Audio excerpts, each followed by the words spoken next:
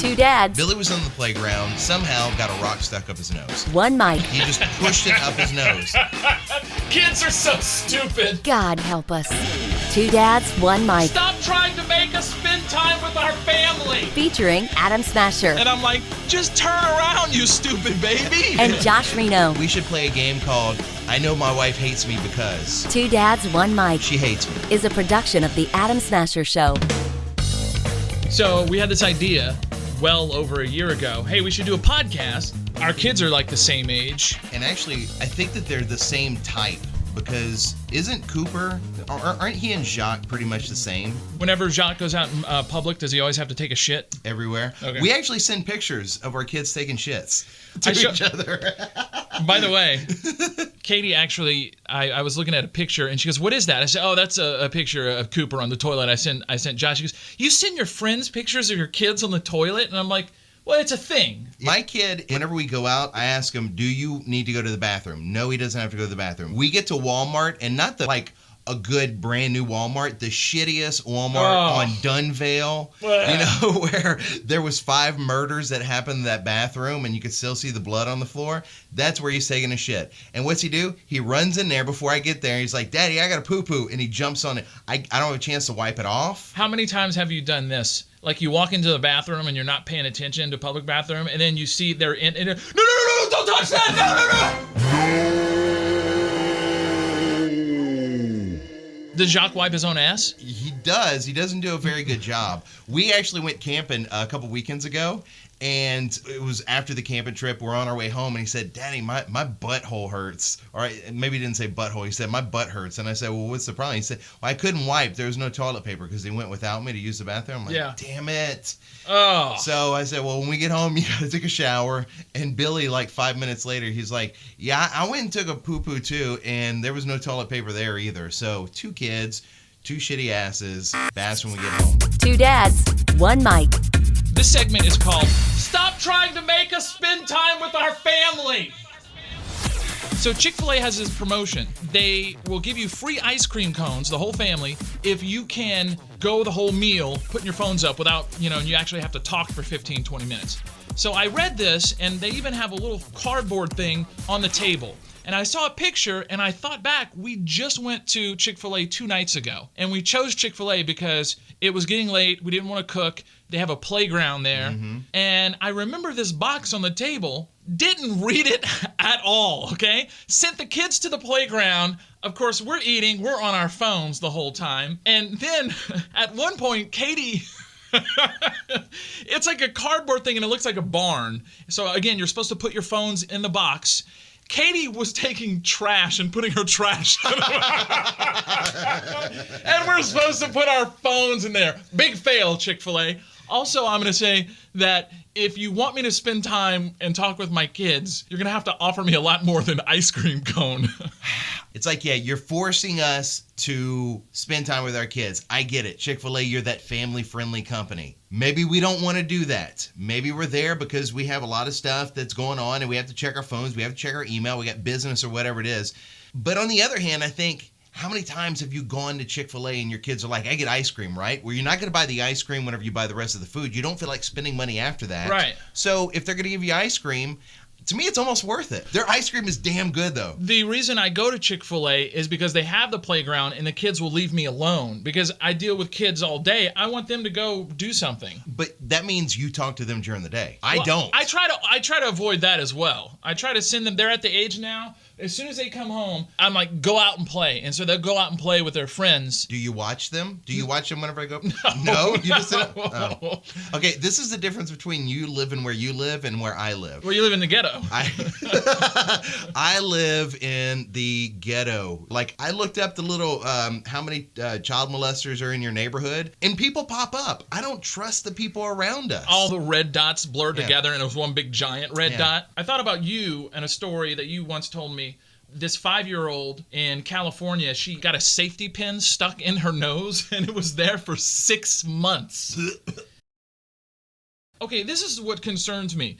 She went to 3 doctors and a dentist because her nose wouldn't stop running. Then, finally, she blew her nose and it just came out. So you didn't blow your nose in 6 months? So it's been cold. We've been through winter already. And the parent never said, hey, blow your nose. When you have a 5-year-old, you're holding the tissue for your kid to blow their damn nose. But you know, in the mall, there's always that one kid with like the dried up, crusty snot all around his nose and mouth and stuff. It's just gross. I won't even drop my kid off at school like that. Billy was on the playground, somehow got a rock stuck up his nose. He just pushed it up his nose. Kids are so stupid. So I get a call at work. Hey, your kid's got a rock stuck up his nose. Okay, well, how far up is it? We can't get it out. Well, he was probably a year old at the time, so he didn't know how to blow his nose. I then take him to where my wife works. She's a veterinary technician, a licensed veterinary technician. So I said, if anybody can help, she works in that field. Bring her over. She looks up his nose, sees the rock, almost faints. Like, is freaked out. That's just like my wife. She freaks out at everything. All you have to do is take some kind of forceps and put it in there and then pull it out. Take him to the doctor $100 later, because it took them literally 2 seconds to get the forceps on it and yank it out. That's it. I like how you used forceps twice in that story. That was good. I'm smart. My kid's never had anything stuck up its nose, but also, what did your kid get stuck in? They had another kid I read about this week. He's 4, and he had never seen a vending machine before. So he went and he stuck his arm all the way up to his shoulder, and it got stuck there. It took them 6 hours to get it out. They had to give him a sedative because they tried to like break the machine open. He started freaking out, the firefighters and shit. So I remember that one time that we were at Chuy's and we're at a Mexican restaurant, and the chairs, they have, it's not a full back, it just has like the top. So there's a gap in between the seat and the back of the chair. And somehow Cooper had slid right through there, and he's such a behemoth, he got stuck. Couldn't get him out. So to make matters worse, Katie is yelling. Katie immediately is like, oh my God, going over there like freaking out. And you're trying to pull Cooper to get his head out. And poor thing, his head wasn't getting through there. No, he's got a big head. And so the more you pulled, the more she freaked out, the more he cried. I'm sitting there, I thought to myself, do I say something really inappropriate and have Katie jump my shit right away? Or do I just watch? She wouldn't jump your shit, she'd jump my shit, okay? For me saying something bad? Absolutely, because you're my friend, right, exactly. That's exactly what she would do. It took probably 5 minutes. Everybody in the whole restaurant is staring at this kid with his head stuck. Finally got him out. I put this up on Facebook this week, and I got some really funny answers. I asked, where did your kid get stuck? I also told the story about how Ryder, he got his head stuck in between my friend Shonda's railings. She had a wooden deck, and he's getting real close to the railings, and somebody says, hey, get away, you're not going to get your head. I go, his head, look at his head, it's huge, there's no way he can get it through there. Sure enough, he did, and he got stuck. But this is funny, Stacy, she says, I didn't get stuck because my mom used my head as measurement for the railings on our deck to make sure I couldn't. Christina, she says, I was about 5 years old, and I stuck my head in between the bars on the old Mayor McCheese at McDonald's. Do you remember that thing? The Mayor McCheese. Fucking McCheese. That's the one where they had Grimace and Hamburglar and all that stuff. Fucking McCheese. God damn you, McCheese. Damn you, McCheese. Okay, this one was my favorite because someone sent out a picture and it's their baby crawling and he's in a corner and he doesn't know how to get out the corner. And I'm like, just turn around, you stupid baby. Guess what? Your kid's not Mensa. Babies are so stupid. Okay, total change of subject. This one is funny. Have you seen the Instagram account called Miserable Men? No. It's just... That's appropriate. It's just pictures of guys looking miserable at the mall with their wives. This is like memories of whenever Nicole and I first got together and we'd go shopping. It's fucking forever. Well, back then you do it because you're dating. Now you're like, fuck you. No way. She always says, hey, but You're the one that gives me ideas of what I can wear and what looks good on me. I don't care. Get a girlfriend. Find a friend. I know that you don't have a ton of friends that you want to go hang out with to go shopping. Fucking do it, because I'm not going there. I was thinking about, okay, what's one place besides shopping or one thing like you can't stand to do with your wife? Is everything a good answer? I wrote down some other situations that guys are sure to be miserable in. 1, anything where feelings are involved. 2, watching The Bachelor. That's one of mine for Katie's because she watches The Bachelor, and I'm just like, stupid. Looking at anything on Pinterest. Oh, God. And now she does all of our grocery shopping and shit like that, picking out recipes on Pinterest. And I say, hey, where's that recipe that you wanted me to cook? And she's like, well, it's on Pinterest. It's like a corn maze. It's like IKEA. It's like shopping at IKEA. Good luck getting out because... You go in there, you're looking for this one, I guess it's a tile or something like that. So you find it, and then you're looking for another recipe. No, that one's under healthy recipes. This one's under crock pot recipes. Why can't you have all those motherfuckers together? I had a program director tell me, Pinterest was really big with women, and I was at a radio station that was, focused on women. It's like, you guys should do a Pinterest account. And I tried it literally a day and a half. I'm like, fuck this. This is the worst damn thing I've ever experienced in my life. And then there's all these do-it-yourself things that she collects. And so I was looking the other day for a recipe. All of these little subcategories that she had set up, things for Jacques' birthday, things that you might want to do on the weekend. Guess how much we've done of all of that? None. Not a fucking thing. But she will spend 5 hours on Pinterest. I'll get all these emails saying, hey, you got a pin on Pinterest. What do I do with that? Oh, Pinterest. I had to delete Pinterest emails, and I'm still getting LinkedIn emails 3 years now. I have no idea why. I hate it. I absolutely hate it. There's one for guys called Manteresting that is basically guns, cars, boats, titties. This is a podcast. We can say titties. Yeah, but I mean, it's not like anything showing. It's just chicks in bikinis or like, showing cleavage. 2 dads, 1 mic. With a segment we call... Okay, let's do play or pass. I wrote down some questions for you. You can only pass on 1.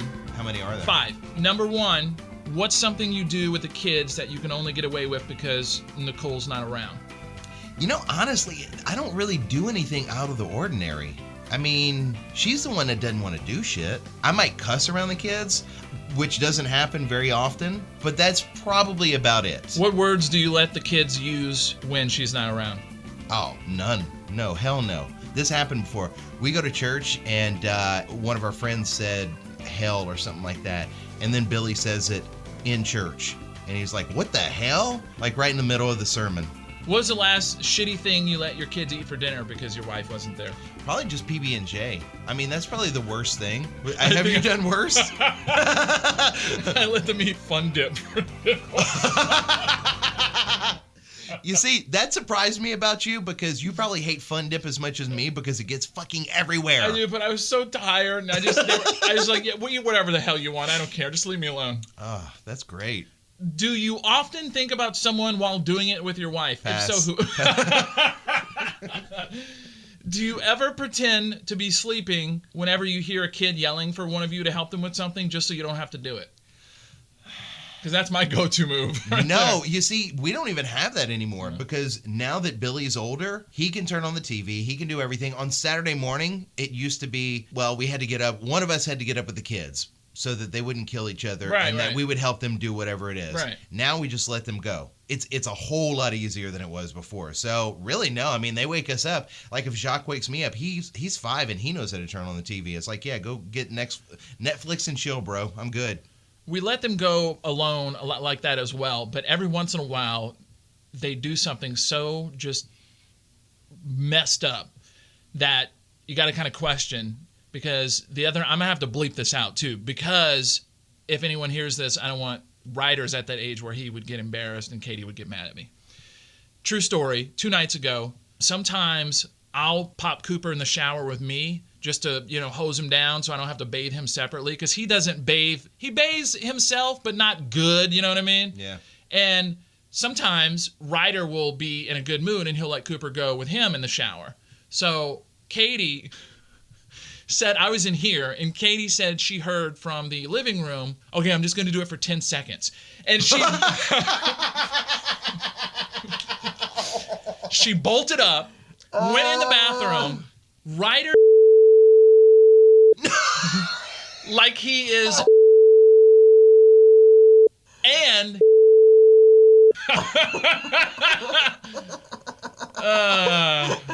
Oh, this is, you know what?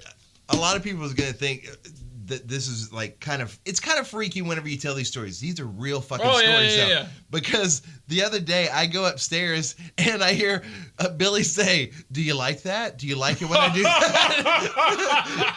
And I was like, "Whoa, Oh, hey. whoa!" And so I go in there, and I guess he was like spanking Jacques, and Billy, you can't ever do that again. No. You can't. How much do you trust your kids with your kids? Because they experiment and they do things they don't know. It's That not it's like wrong.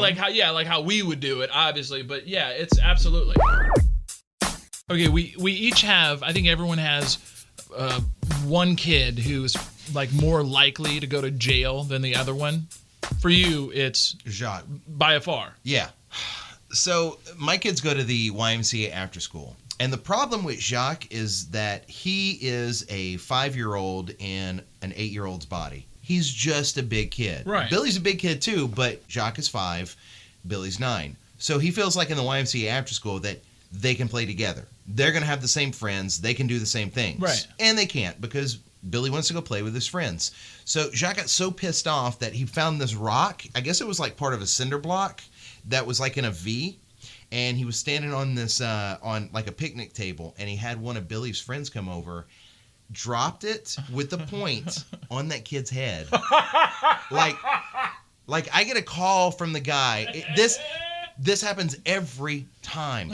I get a call from the director, whoever the guy is that runs the YMCA after school. He's like, "Hey, we had an incident with Jacques," and I'm like, "Shit, I knew it."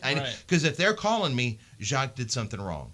So he calls me and tells me that. And I'm like, "Well, how's the other kid?" And he's like, "Well, he's crying." This is a 5th grade kid, big kid, that he decided that, fuck you assholes, I'm just going to drop this rock on his head so that I can play with y'all. I don't think he's gotten the whole point that if you piss people off, Right. that they don't want to play with you. Right. That doesn't mean like that wasn't the initiation to get into the gang. Uh-huh. That's not how that works. Right.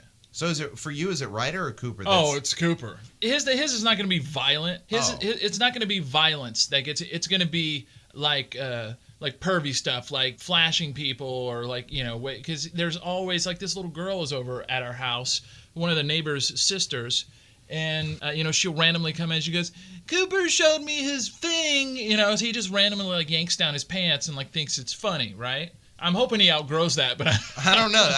I still think that's funny. what are you gonna do? I think that's a good place to stop. Hey, you know what we should do next time? What? We should play a game called I Know My Wife Hates Me Because. I don't know if it's like this for you, but I've been together with Nicole for 20 years, and we've been married going on, I believe this year to be 17 years. Yeah. She hates me. Right. I mean, there's no doubt. Does Right. Katie like you? No, not at all. So they, for some reason, feel like they need to stay married to us. I don't know. I think maybe it's the kids, but like I remember when Katie used to laugh, like when I would, do jokes and stuff or just be goofy in general. And now anytime I do something, she just like rolls her eyes like, "Ugh, you're so stupid." You know why? Because it's the 1-year rule. You can do all that stuff. Like, that's cute in the beginning. After a year, not funny anymore. Okay. Not cute. Because Nicole and I have this talk every time we go out. And you probably have gotten the same talk. Don't embarrass me. Oh, yeah. Do you think Katie thinks that she's right all the time about everything? Yes. I mean, we had this conversation earlier whenever we leave somewhere. How many times does Katie tell you how to drive? All right, well, she thinks she's right 90% of the time. I think that what changed for us is that I decided not to argue anymore, so... Oh, yeah, I let stuff go. Yeah, because- it's a headache. I don't even want to bother with Yeah, it. because I'll be laying on the couch. She wants to argue. I'm like, let me know when you don't want to argue. Yeah. Then I'm back in the conversation. We're good. And I mean, not that we have conversations anymore, but I mean, so The thought of a conversation is horrible. so next week, what we could do is we'll talk about how I know my wife hates me. My therapist told me today, by the way, that she was suggesting that we need to have little connections, Katie and I, together. And she suggested, like, I mean, do you guys do stuff whenever the kids go to bed? Do you? And I go, well, what do you mean? Like games or something? I go, watch TV? Yeah. So she said, just little things. I don't know, maybe just so you guys can talk. Do you have a patio out back? I said, yeah. She goes, well, you guys could just go outside, I don't know, have a glass of wine or something and talk. And I was like, oh, okay. And I was nodding my head yes, thinking the whole time, that sounds fucking horrible. All right, so why does my wife hate me? Next time. Yeah. I might even ask her. Maybe I'll do that. I'll bring some audio of her telling me why she hates me, and so we can kind of inspect it and see if I can do anything different, because I'm not. I have an audio clip that for Katie that I use every time I tell people I have to get audio from Katie, and she never wants to participate. So I said, I asked my wife, and here's what she said, and all it is her going, I don't have time for your stupid radio bits. Because she never wants to help me. That's the reason she hates me, because I want to do radio bits with her all the time. Anyway. But we're funny. Yeah. Why don't they know that? We'll do another episode if we get more than 10 people to listen to this. I don't think that's going to happen. All right, we'll see. Are we doing video too? No video. Are we going to do video for next time? Next time, if there's a next time. I mean, you will see how uncomfortably close we are together around one microphone. 2 guys, 1 mic. That's Yeah. a good name. All right. Yeah. What was this called again? I don't even know. 2 Dads, 1 Mic is a production of The Adam Smasher Show, featuring Adam Smasher and Josh Reno. Hit subscribe and we'll see you next time. If there is a next time.